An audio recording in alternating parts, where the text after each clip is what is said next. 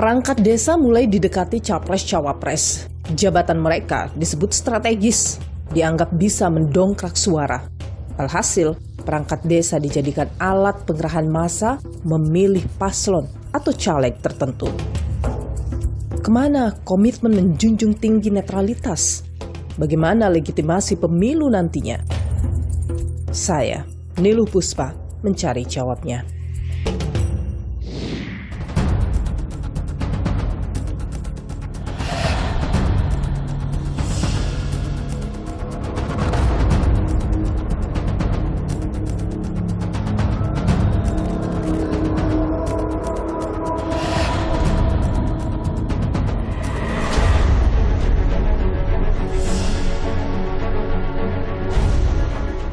Mas Gibran udah masuk di kepalanya semua nih aspirasi teman-teman.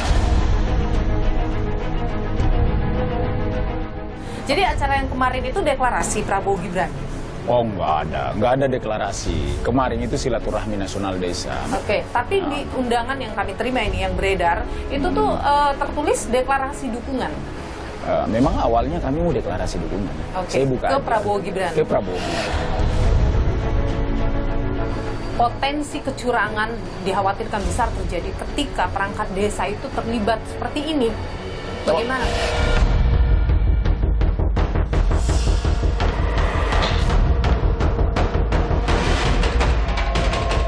Di undang-undang desa itu ada klausul aturan kepala desa tidak boleh berpolitik praktis. Kepala desa tidak boleh dilibatkan, diikutsertakan dalam pemilu. Melanggar aturan artinya bisa sanksi dikenakan? Sebetulnya itu sudah bisa diproses. Jangan sampai memihak. Itu dilihat tuh, hati-hati. Kalau mau menjaga netralitas yang sungguh-sungguh, ya, jadi bukan cuma basa-basi, ya. Mulai tanggal 28 November sampai Februari tanggal 10 kan. Nah, beliau off dari power. Cuti aja. Mungkin tidak Pak Jokowi mau melakukan itu.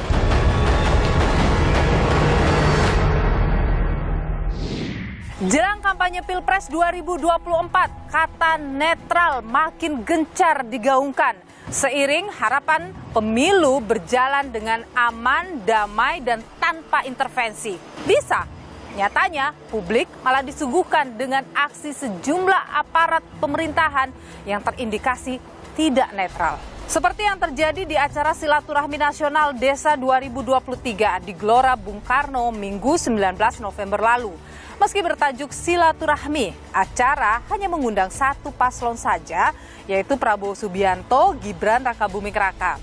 Acara yang dihadiri kepala desa yang tergabung dalam Asosiasi Desa Bersatu ini pun diduga sebagai bentuk deklarasi dukungan terhadap paslon nomor urut 2. Cawapres Gibran Rakabuming Raka, elit Partai Gerindra, Ketua Umum PBB, serta tim kampanye nasional Prabowo Gibran hadir di sana. Pasti Mas Gibran udah masuk di kepalanya semua nih aspirasi teman-teman. Kami mengundang Mas Gibran untuk menyapa semua teman-teman. Betapa rindunya teman-teman ini menunggu dari jam 10 sampai sekarang untuk Mas Gibran. Acara ini sontak banjir kritik, termasuk dari pasangan calon presiden dan calon wakil presiden nomor urut 1, Anies Muhaimin, dan juga capres-cawapres pasangan nomor urut 3, Ganjar Mahfud. Aparat desa sebagai penyelenggara pemerintahan harusnya bersikap netral. Namun pihak Prabowo Gibran membantah acara tersebut sebagai deklarasi dukungan terhadap Prabowo Subianto dan Gibran Rakabuming Raka. Itu acara adalah acara silaturahmi mereka untuk menyampaikan unek-unek. Maka judulnya kita mendengar, didengerin. Namanya mendengar, tidak ada deklarasi, tidak ada pengumuman. Ketua Abdesi menyatakan nama mereka dicatut sebagai organisasi perangkat desa pendukung Prabowo Gibran. Ada sempat menyebut kalau ini pencatutan nama. Bisa juga sih. Kepala desa atau perangkat desa tersebut mungkin belum paham bahwa posisi kepala desa dan perangkat desa dalam momen menjelang pemilu, apabila sudah ada penetapan calon presiden dan wakil presiden, otomatis tidak bisa secara vulgar ya untuk menyampaikan istilahnya siratus secara langsung, apalagi pakai ya menyebutkan nama dan pakai nomor, apa nanti akan menjadikan kesan presiden buruk bagi warga desa. Namun video yang beredar di media sosial berkata lain. Dalam acara tersebut kerap digaungkan nama Prabowo Gibran. Semangat semuanya. Dan juga dukungan. Dukungan. Ya, tentunya untuk Bapak Prabowo dan Mas Gibran. Jangan lupa ya. Nomor berapa?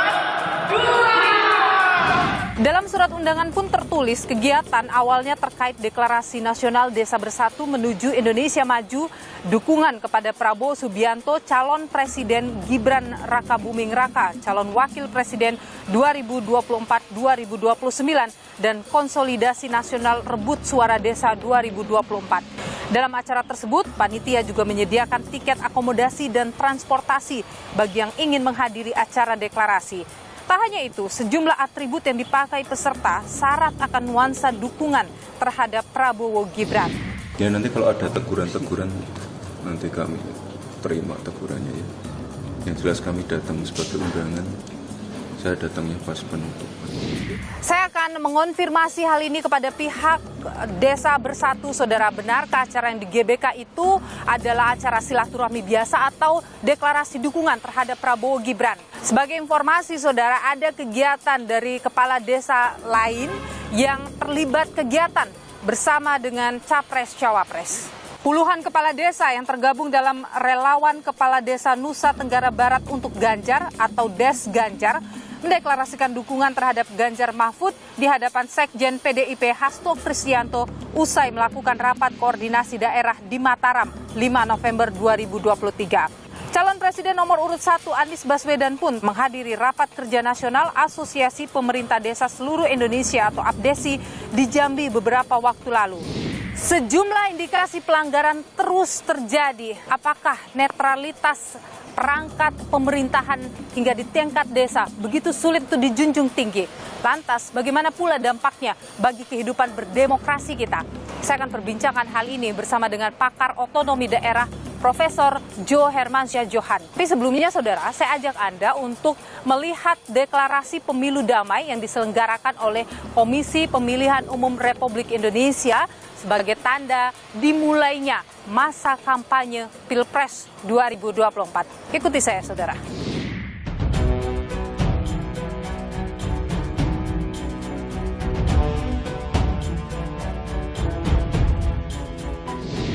Saudara, saya sudah berada di kantor Komisi Pemilihan Umum Republik Indonesia KPU RI, di mana hari ini KPU RI menggelar acara deklarasi kampanye pemilu damai 2024. Dan saudara, kita akan lihat juga ada banyak sekali rangkaian acara yang dilakukan oleh KPU. Di antaranya ada, kalau Anda lihat di sini ada kirap pemilu tahun 2024, juga acara ini diikuti oleh seluruh peserta pemilu 2024. Kita masuk ke saudara untuk bisa melihat langsung bagaimana kegiatan kampanye pemilu damai 2024. Peserta pemilu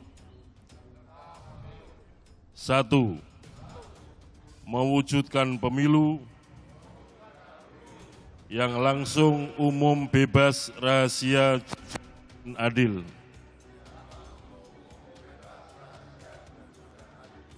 2. Melaksanakan kampanye pemilu yang aman, tertib, damai, berintegritas, tanpa hoaks, tanpa politisasi sara, dan tanpa politik uang. Kami ingin menyalurkan, menyampaikan kepada calon presiden, you hanya jangan datang minta suara tapi tidak mau berkomitmen terhadap tata kelola desa. Siapa yang mau berjuang itu? Kami nggak percaya sama partai politik. Anda yakin bahwa Prabowo Gibran yang bisa menggolkan apa yang Anda karena kita udah ada kopi.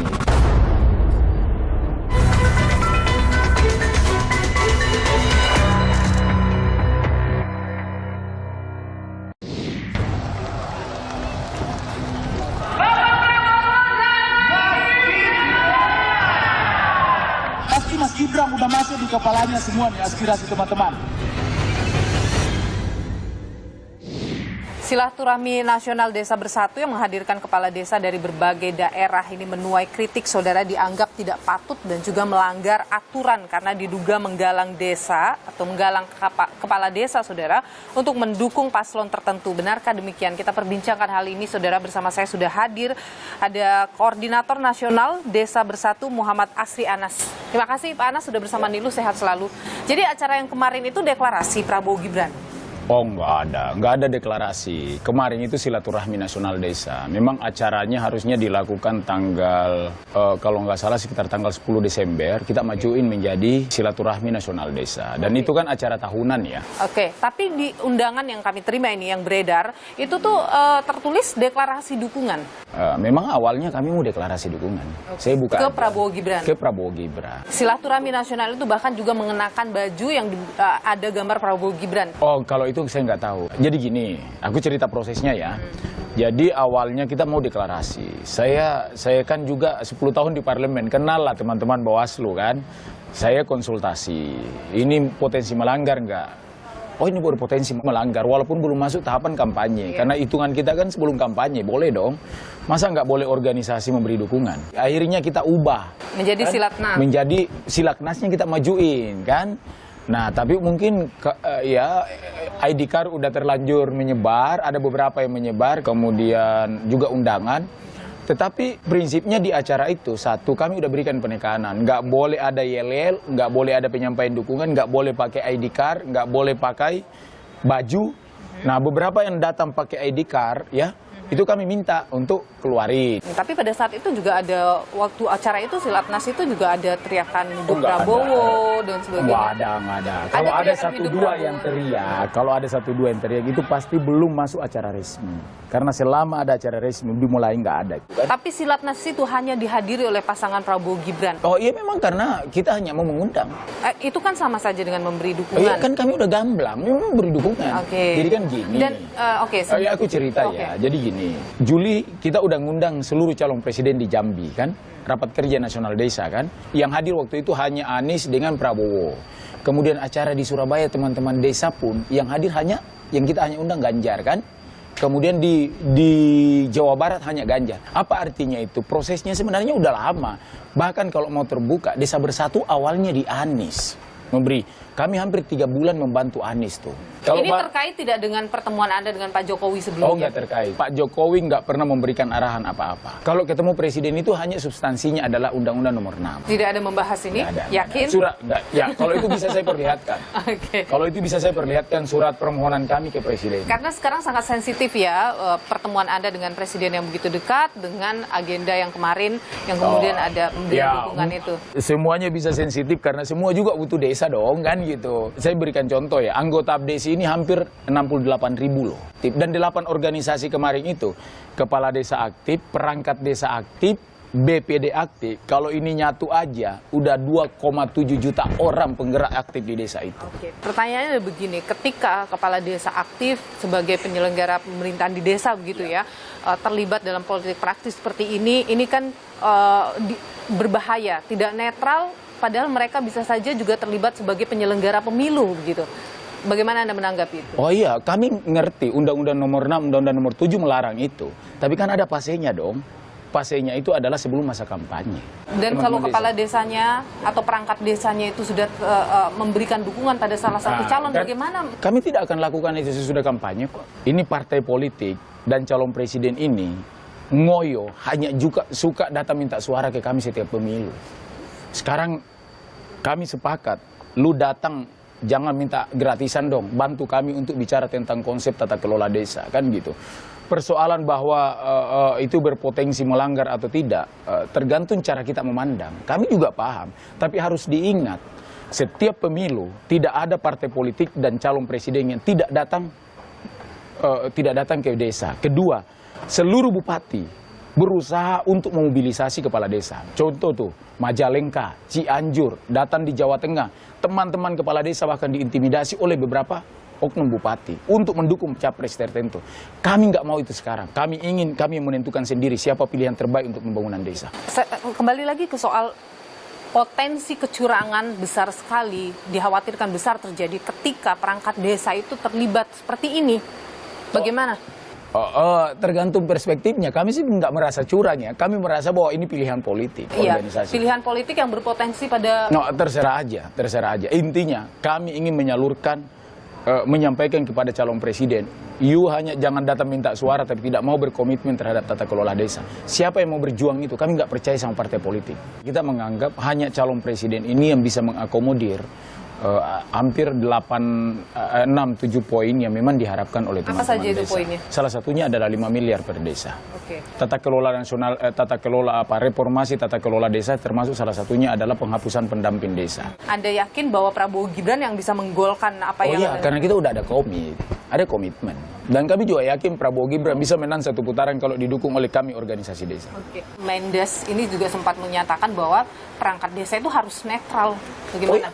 Jadi ketika masuk tahapan proses pemilu, kami sepakat agar ini netral. Apa jaminannya bahwa kepala desa yang memberikan dukungan pada paslon tertentu di Pilpres, kemudian pada saat prosesnya nanti berjalan, dia akan mampu netral? Ya, lihat aja prosesnya nanti. Mulai tanggal 28, kami akan melarang ada aktivitas kampanye dan lain sebagainya. Jadi kalau Mendes mengatakan gitu, saya setuju. Tapi sampaikan ke Mendes tuh, Menteri Desa. Jangan kerahkan itu pendamping desa untuk mendukung pasangan tertentu dan partai politik tertentu. Emang itu sudah yang ada? merusak. Ada. Partai mana? Ya kita sebut PKB lah. Oke. Gitu. Ada di mana? Di seluruh wilayah atau di beberapa wilayah saja? Sepertiga dari anggota, setengah dari, kalau dibantah itu, aku kasih lihat nih videonya, banyak videonya saya punya, kepala desa disuruh oleh pendamping desa untuk mendukung PKB. Kalau kami nih, mohon maaf ya, kalau kami mau buka, ini banyak tuh, ada kiriman khusus ke beberapa kepala desa, baju calon presiden tertentu, itu banyak tuh di desa-desa, kepala desa. Saya bilang jangan dibagiin. Tugas kalian bukan membagiin alat peraga kampanye kan? Gitu. Karena itu jauh lebih potensi. Itu tidak akan terjadi meskipun menyatakan dukungan pada Prabowo Gibran. Bulian terhadap juga paslon dukungan yang Anda dukung, ini juga besar terjadi kritikan pedas terhadap mereka dan tajam kepada mereka juga. Itu urusannya tim kampanye mereka lah kan, karena kami bukan Anda tim tidak kampanye. mengkhawatirkan hal itu Harusnya yang mungkin bisa menggembos suara mereka juga? Harusnya enggak. Jangan-jangan kalau kami tidak memberikan dukungan, suara akan semakin hilang kan? Gitu loh, karena ya kami berani bertaruh kan. Kalau mereka nggak tahan dengan bulian itu, kemudian menyatakan menolak dukungan kami, ya monggo aja, silakan aja. Dan Anda juga tidak khawatir kalau dilaporkan ke Bawaslu misalnya? Kalau ada laporan ke Bawaslu, gue datang dong, kan gitu, itu aja. Termasuk juga kalau misalnya sanksi kepada anggota dari APDESI ini? Ya lihat aja nanti, kalau memiliki instrumen ya silakan aja. Kan teman-teman berani tuh. Kenapa? Di atas semuanya buat kami adalah bagaimana desa lebih maju. Kami nggak mau desa ini hanya menjadi jualan politik murahan menjelang pemilu kan gitu. Gitu kira-kira. Baik, Muhammad Asri Anas, Koordinator Nasional Desa Bersatu. Terima kasih sudah berbagi perspektif di Nilu. Sehat selalu.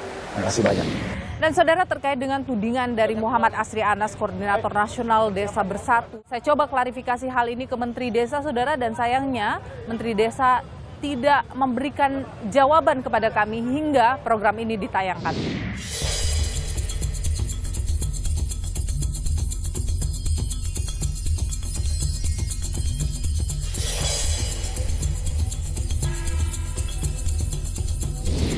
Presiden Jokowi kalau mau menjaga netralitas yang sungguh-sungguh ya, jadi bukan cuma basa-basi. Nah, beliau itu off dari powernya. Sebagai presiden. Sebagai presiden, namanya cuti. Apakah tidak menimbulkan kekosongan?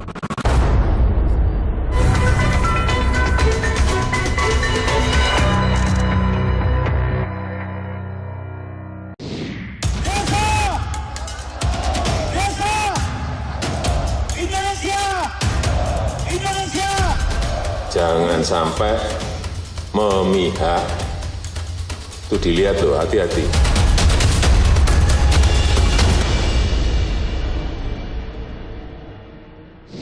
Maraknya dukungan sejumlah perangkat desa pada paslon tertentu ataupun paslon yang berlomba-lomba menarik perhatian perangkat desa menjadi satu hal yang menarik di masa kampanye pemilu 2024, saudara. Apa yang membuat aparat desa atau perangkat desa atau apa yang membuat perangkat desa menjadi primadona dan bagaimana menjaga netralitas perangkat desa ini. Kita perbincangkan hal ini bersama dengan Profesor Jo Hermansyah Johan, pakar otonomi daerah dan juga guru besar IPDN. Terima kasih Pak Jo sudah bersama Nilu, sehat selalu. Iya, sama-sama Nilu, baik ya. Pak Jo, yang menarik adalah kemarin ketika ada deklarasi, sebenarnya mereka menyebutnya sebagai silaturahmi nasional, desa bersatu.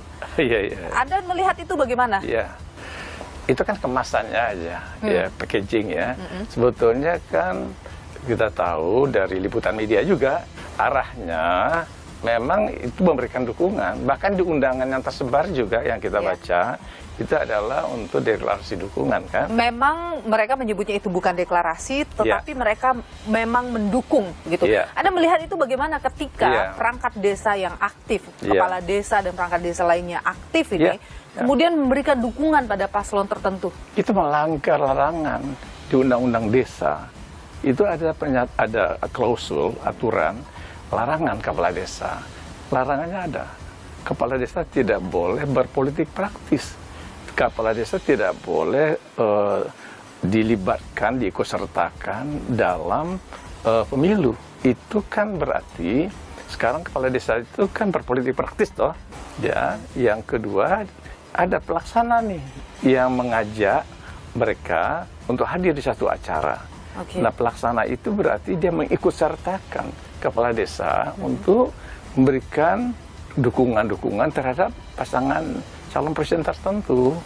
Nah, itu juga melanggar larangan. Melanggar aturan artinya bisa sanksi dikenakan? Sebetulnya itu sudah bisa diproses. Bisa dijatuhkan sanksi administratif dulu. Teguran, lisan, itu sanksi teguran tertulis oleh Pemda, oleh bupatinya, sampai bisa diberhentikan sementara kepala desa. Dan bahkan kalau masih mengulang, diberhentikan tetap sebagai kepala desa. Itu udah semuanya diatur dalam Undang-Undang Desa kita. Dan yang mengajak? Nah, itu ya sebagai pihak yang menjadi pelaksana event itu juga kan tidak boleh untuk melibatkan kepala desa berpolitik praktis. Nah, itu juga bisa dikenai sanksi lewat Bawaslu. Ya. Meskipun itu belum masuk masa kampanye ya? Nah, ya kalau sekarang kan memang belum masa kampanye. Kampanye kan baru mulai 28 November. Artinya tidak masuk dalam kategori? Memang kalau dari segi konteks Bawaslu itu bisa dipahami sebagai tidak masuk. Tapi pemerintahan itu kan bukan hanya soal-soal yang terkait dengan politik, perundang-undangan, legalistik, juridis formal. Tapi juga ada paham yang namanya etika dalam penyelenggaraan pemerintahan. Data dari kami begitu ya, kasus adanya perangkat desa yang terlibat dengan kegiatan paslon tertentu kan tidak hanya terjadi yang kemarin. Ada beberapa yang terjadi juga dengan paslon yang lain di beberapa daerah misalnya. Anda melihat nih, ini fenomena seperti apa sih? Ya, jadi gini, kepala desa itu adalah bisa kita sebut dengan istilah seksi. Karena dekat sekali dengan masyarakat. Karena bukan hanya dekat begitu, tapi dia punya konstituen, yaitu para pemilih ketika dia menjadi kepala desa dulu. Nah, orang-orang itu umumnya kan desa ini masyarakatnya masih paguyuban, orang-orang yang lugu, sederhana. Itu kalau Pak Kepala Desanya arahkan pemilihnya, tentu dia menang misalnya separuh tambah satu gitu ya. Yang kedua, dia punya sumber daya kebijakan. Kepala desa itu bisa bantu bagi-bagi bansos kan? Nah, bansos itu kan bisa datangnya dari pemerintah daerah ataupun yang diturunkan dari pemerintah pusat. Kan ada namanya program perlindungan sosial. Jumlahnya ratusan T itu ya kan. Itu penyalurannya nanti antara lain salah satu pintunya lewat kepala desa.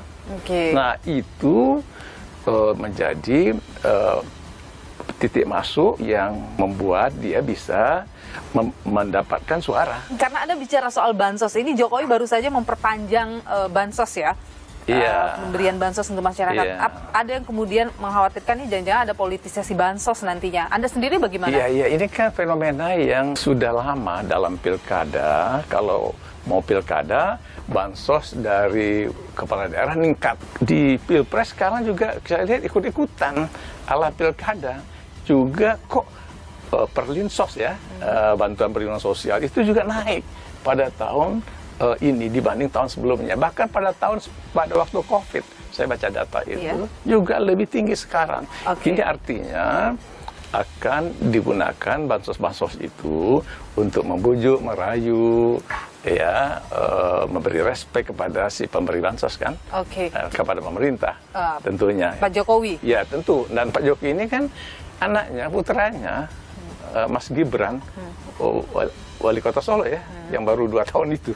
Nah itu kan maju. Nah kemudian bansos itu bisa menjadi alat tawar untuk bisa berikan suara. Jadi dalam pandangan Anda, Pak Jokowi tidak akan mungkin netral dalam Pilpres ini? Sulit sekali, karena putranya maju. Itu yang harus dicegah. Bagaimana mencegah? Nah, mencegahnya gini, sebetulnya sederhana. Presiden Jokowi kalau mau menjaga netralitas yang sungguh-sungguh, ya, jadi bukan cuma basa-basi, maka dia menyatakan ketika masa kampanye ini digelar, ya, mulai tanggal 28 November sampai Februari tanggal 10 kan. Nah, beliau itu off dari powernya. Sebagai presiden? Sebagai presiden, namanya cuti. Apakah tidak menimbulkan kekosongan nanti? Enggak ada masalah. Ada presiden, wapres, ya Pak Ma'ruf Amin bisa jadi PLT. Nah, Pak Jokowi kemana-mana ke luar negeri emang siapa? Kosong. Tidak, Pak Ma'ruf Amin itu PLT wapres, PLT presiden. Itu hal yang mungkin dilakukan? Oh iya, bisa aja. Mungkin tidak Pak Jokowi mau melakukan itu? Nah, kira-kira ini Pak Jokowi kalau mau menjaga satu pemilu yang berintegritas, yang free and fair election, dia harus mengambil cuti. Soal memanfaatkan perangkat desa dalam ajang Pilpres seperti ini, Anda sempat menyebutkan ini bukan hal yang baru ya terjadi. Bukan, ya. Jadi ini ada hal yang biasa terjadi dalam... Oh iya, ada keanehan sebetulnya. Kalau kita bicara standar birokrasi di mana-mana di dunia, di mancanegara, itu birokrasi itu netral dari politik. Tapi birokrasi kita sejak zaman dulu, sejak zaman Orde Baru, sampai Orde Reformasi ini, semuanya sama-sama dikooptasi.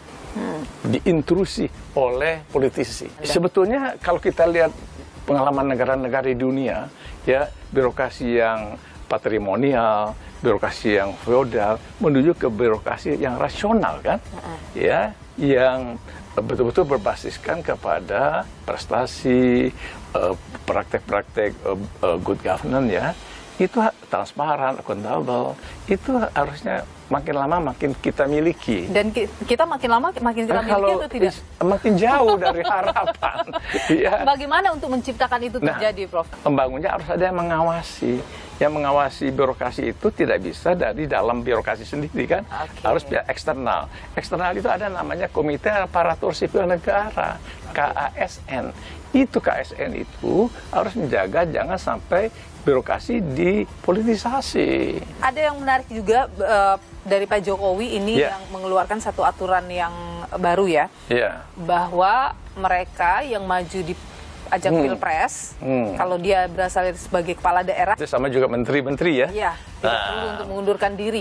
Bagaimana? Sebetulnya kalau kita mau menjaga pemilu yang berintegritas, ya, pilkada yang berintegritas, itu harusnya kan kepala daerah ya ketika masa pemilu ya dia off dari powernya. Anda kalau melihat Bawaslu sudah cukup proaktif kah? Bawaslu ini terlalu normatif, proaktifnya jadi kurang. Dia kalau sudah terjadi suatu peristiwa dan itu adalah memenuhi syarat yuridis formal, baru dia bertindak. Jadi itu sebetulnya kurang progresif Bawaslu kita, dan kita terlalu mahal membayarnya. Misalnya kita lihat pendidikan kepada para kepala desa pernah dilakukan oleh Bawaslu kita, kumpulin para kepala desa, misalnya Bawaslu kabupaten.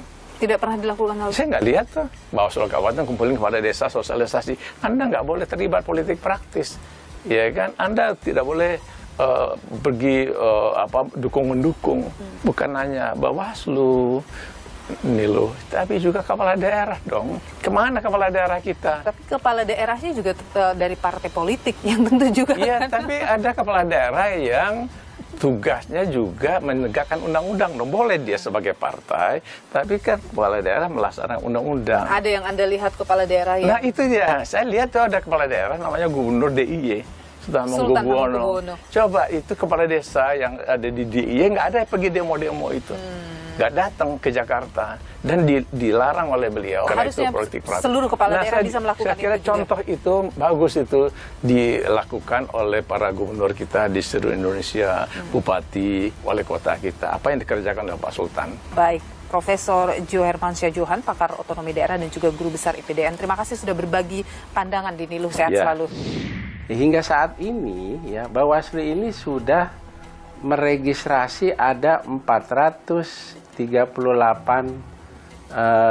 yang sudah teregistrasi. Yang kemudian mungkin sudah mulai masuk proses ada berapa, Pak?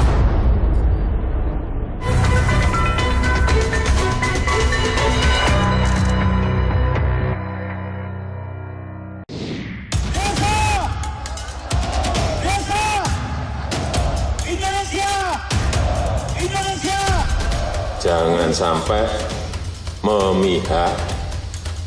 Itu dilihat loh, hati-hati.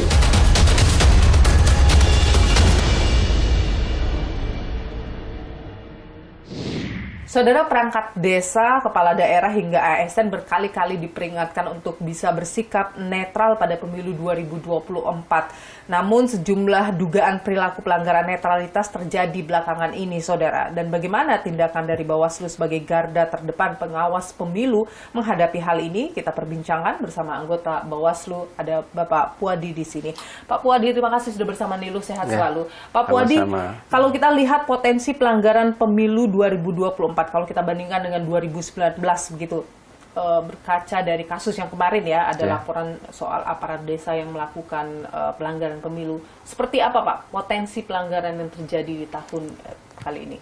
Ya, potensi pelanggaran pada pemilu 2019 ya, dan memasuki di 2024 ini sebetulnya tidak jauh berbeda nih.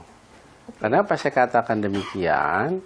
Karena undang-undangnya apa yang dilakukan di penyelenggaraan 2024 ini sama. Jadi kita tetap menggunakan Undang-Undang 7 tahun 2017.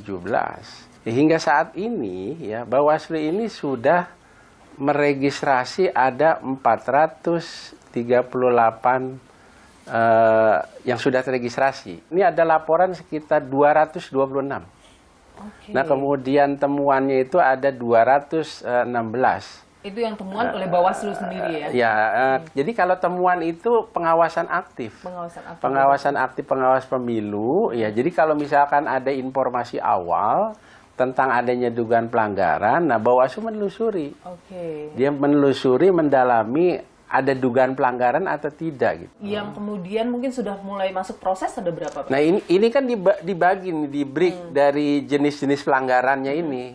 Jadi dari ada yang masuk dalam kategori pelanggaran ya 269, ada yang masuk dalam kategori bukan pelanggaran. Gitu. Nah kemudian dibagi lagi, ada pelanggaran kode etik ya hampir 196, ada juga pelanggaran kaitannya dengan pidana, ada 7 ya, ada juga pelanggaran hukum lainnya. Nah ini ada kewenangan yang bukan merupakan kewenangan Bawaslu, maka direkomendasi, misalkan berkaitan tentang ada yang masuk ke Bawaslu dan bukan kewenangan Bawaslu ya? Kalau pintu masuknya ke Bawaslu, ini kan misalkan berkaitan tentang netralitas ASN lah. Nah ini pintu masuknya ke Bawaslu dulu. Kemudian setelah diproses ya, Bawaslu kan merekomendasi. Ya, diteruskanlah ke Komisi Aparatur Sipil Negara yang dieksekusi oleh PPK, Pejabat Pembina Kepegawaian. Nah ini perkara pidananya juga sudah masuk 7. Bawaslu itu mengidentifikasinya nanti itu akan seperti apa Pak? Yang seperti apa difokuskan oleh Bawaslu? Nah fokusnya adalah di tiap-tiap tahapan itu. Ya, misalkan memasuki tahapan kampanye, ini luar biasa ini. Banyak tahapan-tahapan ini yang berkaitan tentang norma pidananya di Undang-Undang 7 2017. Kemudian tahapan kaitannya dengan regulasi. Kemudian ada tahapan kaitannya dengan penghitungan suara, termasuk juga rekapitulasi suara. Belum nanti, karena kemarin kalau kita bicaranya sebelum kampanye, kan kita mengenal istilah kampanye di luar masa kampanye. Tetapi ini hati-hati nih, kalau sudah masuk masa kampanye nanti 28 November sampai 10 Februari, maka kita mengenal istilah kampanye di luar jadwal kampanye. Itu ada pidananya. Tinggal nanti bagaimana informasi-informasi ini, apakah nanti ada dugaan pelanggaran, ya, sehingga Bawaslu tetap merespon, proaktif, karena dengan temuan tersebut kita melakukan proses penelusuran yang dalam sebagai informasi awal. Jadi kalau banyak pakar yang mengharapkan Bawaslu proaktif, ini sebenarnya Bawaslu sudah melakukan sistem jemput bola tadi sebenarnya. Sistem jemput bola pasca DCT saja nih Mbak Nilu, ini ada 33 laporan berkaitan tentang pelanggaran administrasi. Bawaslu membuka posko pengaduan atau layanan melalui website atau internet atau seperti apa, Pak? Kebetulan kita punya aplikasi yang dalam waktu dekat diluncurkan, ya. Namanya Siwas Sistem Informasi Pengawasan Kampanye. Kemudian juga kita punya Sigap Lapor, Sistem Informasi berkaitan tentang pelaporan adanya dugaan pelanggaran. Silakan masyarakat, aturannya sudah ada kok di Undang-Undang 7 di ketentuan pasal 454. Nah, sekarang siapa yang berhak untuk mau melaporkan? Ada 3, 1 warga negara Indonesia, 2 pemantau pemilu, 3 peserta pemilu. Jadi warga biasa, saya misalnya ingin melaporkan, boleh untuk melaporkan adanya dugaan pelanggaran. Tidak harus ke Bawaslu pusat, silakan ke provinsi, ke kabupaten kota, ke pengawas tingkat kecamatan, ke pengawas tingkat kelurahan sesuai dengan lokus dan wilayahnya. Baik. Gitu. Terima kasih Pak Puadi, anggota Bawaslu Republik Indonesia, sudah berbagi informasi dan pandangannya. Nilu, sehat selalu Pak Puadi. Sama-sama Mbak Nilu.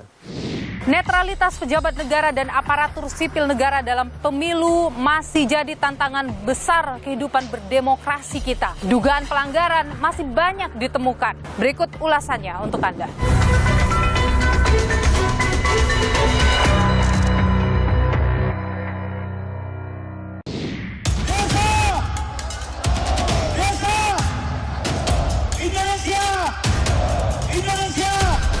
Jangan sampai memihak.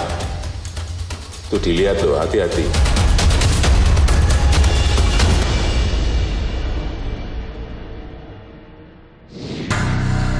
Pemilu 2024 kian dekat. Upaya menggait suara rakyat semakin masif. Pendekatan pada aparat pemerintahan pun tak pelak dilakukan. Padahal publik tak henti mengingatkan untuk tak mencoreng demokrasi dengan memanfaatkan aparat negara. Presiden Jokowi pun kerap mengimbau ASN dan seluruh aparat pemerintahan harus bersikap netral. ASN semua harus netral, TNI semua harus netral, Polri semua harus netral. Jangan sampai memihak. Itu dilihat loh, hati-hati. Namun dugaan pelanggaran netralitas oleh aparat negara masih terjadi. Selain deklarasi aparat desa untuk Prabowo Gibran 19 November lalu, juga ditemukan dokumen fakta integritas untuk kemenangan Ganjar Pranowo saat operasi tangkap tangan kasus suap audit BPK terhadap PJ Bupati Sorong, Yan Pietmoso, pada 12 November 2023 lalu. Dokumen tersebut diteken oleh PJ Bupati Sorong dan Kepala Badan Intelijen Negara Daerah Papua Barat, Brigjen TNI Tahan Sopian Parulian Silaban. Usai kabar tentang fakta integritas tersebut beredar, Kabinda Papua Barat dimutasi menjadi staf khusus Kepala Staf Angkatan Darat KSAD pertanggal 17 November 2023. Itu agak janggal, karena BIN ini kan kerjanya tertutup. Masa sih dia bikin tanda tangan oleh Kabinda lagi, ya? Dan jelas-jelas itu untuk tujuan politik yang bukan menjadi tupoksinya. Menurut saya sih itu tidak mungkin. Ini mungkin untuk mendiskreditkan BIN tujuannya dan juga mendiskreditkan Ganjar Pranowo. Dugaan pelanggaran lainnya juga dilakukan PJ Gubernur NTB lalu Gita Aryadi. Ia diketahui menghadiri kegiatan Partai Demokrasi Indonesia Perjuangan PDIP 10 September lalu. Bawaslu Lombok tengah meneruskan temuan ini ke pihak KASN untuk tindakan berikutnya. Dukungan perangkat desa juga ditujukan kepada pasangan Anies Muhaimin. Beberapa waktu lalu, Sekretariat Kolaborasi Indonesia (SKI) menyebut mantan kepala desa, pendamping desa, dan kepala desa aktif di Jawa Barat mendukung paslon nomor urut 1 Anies Baswedan Muhaimin Iskandar. Bahkan, sebagai bentuk dukungan kepada pasangan Amin, tak sedikit kepala desa yang berhenti dari jabatannya. Mengapa netralitas aparat pemerintahan sulit dijunjung tinggi tiap peserta 5 tahunan? Survei yang dilakukan oleh KASN pada Pilkada 2020 lalu menunjukkan sejumlah alasan ASN tidak dapat bersikap netral. Di antaranya 50,76% alasan ketidaknetralan ASN lantaran adanya ikatan persaudaraan. Lalu 49,72% menyebut kepentingan karir turut pengaruhi sikap para pegawai pemerintahan. Kerja dari tim sukses paslon juga pengaruhi netralitas ASN sebanyak 32%, diikuti oleh faktor atasan ASN sebanyak 28%, dan yang terakhir dari pasangan calon itu sendiri 24%. Terkait kasus pelanggaran netralitas ASN dan pejabat negara jelang pemilu 2024, KASN terus memproses laporan-laporan yang masuk. Meski laporan terkait pelanggaran netralitas mengalami penurunan, namun KASN menilai ini seperti fenomena gunung es. Memilih pasangan capres-cawapres merupakan hak politik perorangan. Menggunakan kekuasaan atau jabatan untuk memenangkan salah satu calon tidak dapat dibenarkan. Maka edukasi menjadi penting agar ASN dan pejabat negara tidak mudah terpengaruh kelompok tertentu.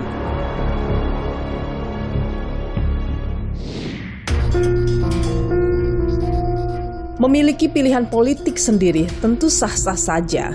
Namun, jangan sampai ikut andil memengaruhi pilihan politik orang lain. Junjung tinggi netralitas, karena netralitas adalah kunci legitimasi. Ikuti terus perkembangan pemilu hanya di Kompas TV, independen, terpercaya. Saya, Nilu Puspa, sampai jumpa.